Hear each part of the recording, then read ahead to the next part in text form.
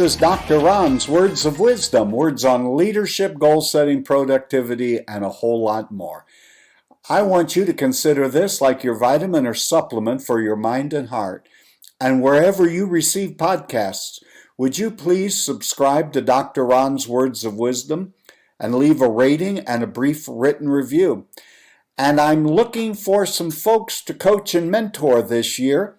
If you'd like to get on my calendar, go to drron.com, drronblake.com/call. Get on my calendar. I have 2 people that are beginning that journey with me. Got to have room for a couple of more. Would love to talk with you. Today, the first podcast of a new year, I hear people saying they can't afford a coach, they can't get people to come alongside and help them. I'm not sure I subscribe to that or even believe that it's true, but at the end of the day, there is a sense in which we each have to kind of coach ourselves. There are certain things we have to do, we can learn to do, and we must do. The very first thing I'm going to ask you right out of the chute today is, what is it that you want? What are the things in your life you'd like to see changed? What are some really good goals that you would like to have?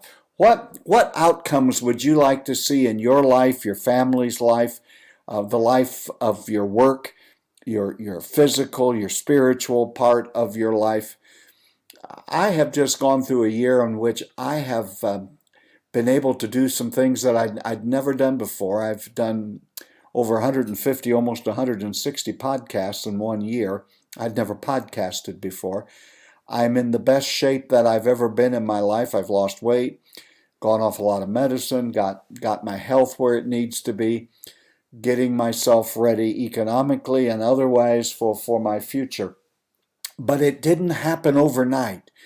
And I'll mention it in a moment, but until you become passionate about it and you figure out what it is that you want to have happen, then you have to kind of create your own scorecard. Because many people have wonderful things happen, wonderful things they've even been shooting for, but because they haven't learned to measure or did not really think through what will it exactly look like when I get there, they're not even aware that when they have had success. So what is it going to look like? What are you going to do, my friend, in order to make sure you get there?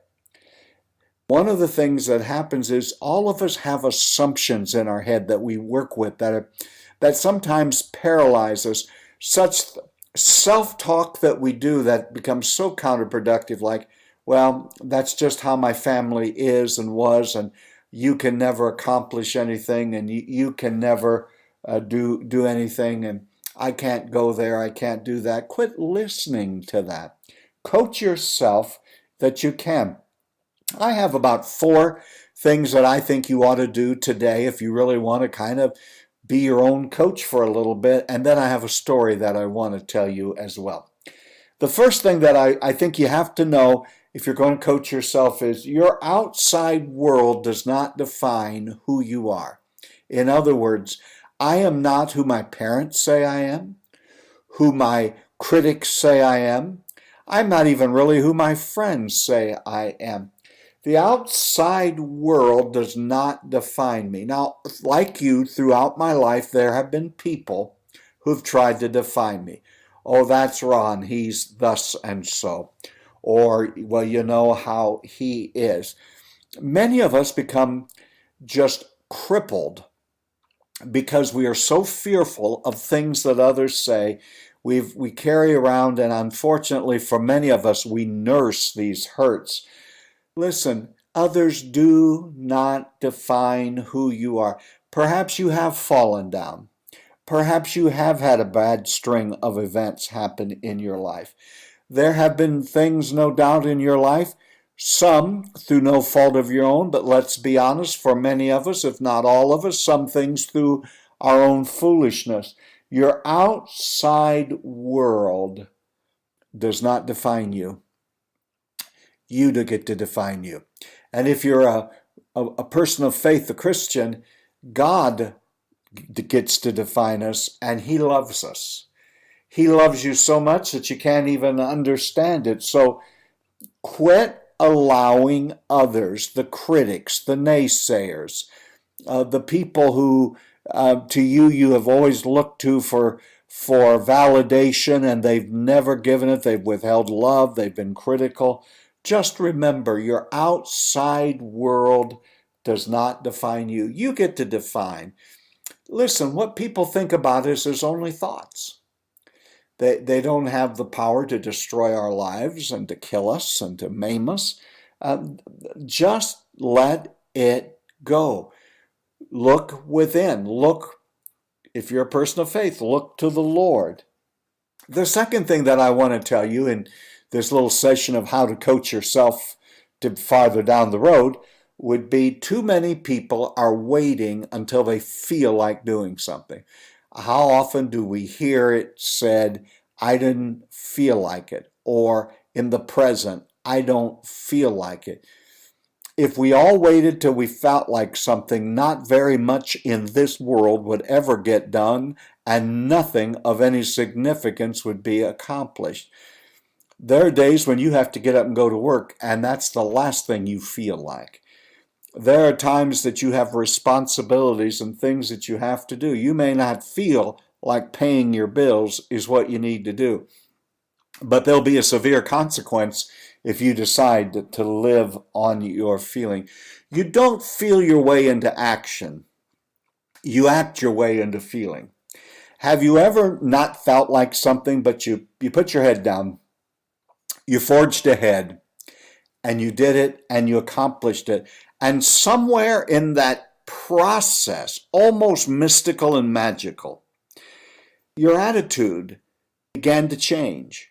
That's because you don't feel your way into action, you act your way into feeling. In other words, when you get up and do what you know you need to do and you begin to do the right thing, interestingly, the feeling begins to follow. So don't sit around in a new year and wait for a feeling before you do something, or you will accomplish little, and really you probably will accomplish almost nothing. Just determine what are the proper and right actions that you're going to take, and just get up and start taking them, and eventually feeling will follow. Perhaps a lot of our problem is we are such emotional creatures that we rely far too much on emotion rather than just, here's what needs to happen. I've broken it down into bite-sized pieces, and here's the action I need to take today, and if I'm still here tomorrow, then this will be the action that I take tomorrow. Action always beats inaction. It's a lot like the third one. The second one was about feeling. You may be one of those people that are never, ever ready. You don't feel like you have enough facts. You feel like if I could just have another 48 hours in which to gather some more information and then I'll make a decision. Or I have to wait till the stars align. I have to wait till we make the right hire. I have to wait until my health and my finances and my family are all in the place where they can come alongside and assist. Someone has said that poor action is better than inaction. I even heard someone say, I'm not sure that I subscribe to it, but I have heard it, and that is that even failure beats inaction, because in all failure you at least learn something.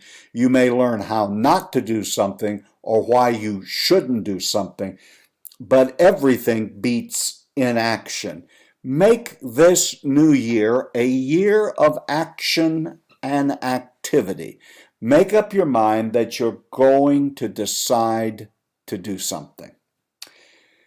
The fourth thing that I want to say, if you're going to give yourself your own coaching call in the new year, is you are the person to create your future. I'm not going to create your future. Your parents aren't going to create your future. Your family can't create that future by themselves. It doesn't matter what your past has been, how painful, how disappointing, how devastating. It really doesn't matter. Nor does it matter if you've had a sterling past and you had wonderful parents who were marvelous role models and and very affirming. All of that is wonderful, but it leaves one thing out. You are the person with God's help that's going to help create your future. If you want to create a future, why not create a better future? Why not decide that you're going to eliminate a couple of bad habits, and not just eliminate them, but you're going to replace them with habits that will move you forward? I have one final thing that I want to say on this episode regarding self-coaching is, do you realize how easy it is to give others advice and not always take our own advice? I'm thinking of this as coaching ourselves. In the field of psychology, there is something called the Solomon paradox. Now, Solomon was a king of Israel. He was King David's son. He is purported to be, in the scripture, the wisest man that ever lived. As a matter of fact, his name is symbolic with the word wise, wisdom, and a wise leader. Soon after he became a king, in the Old Testament it's recorded that God made an offer to Solomon, to King Solomon, and that is, he would give him whatever he asked for.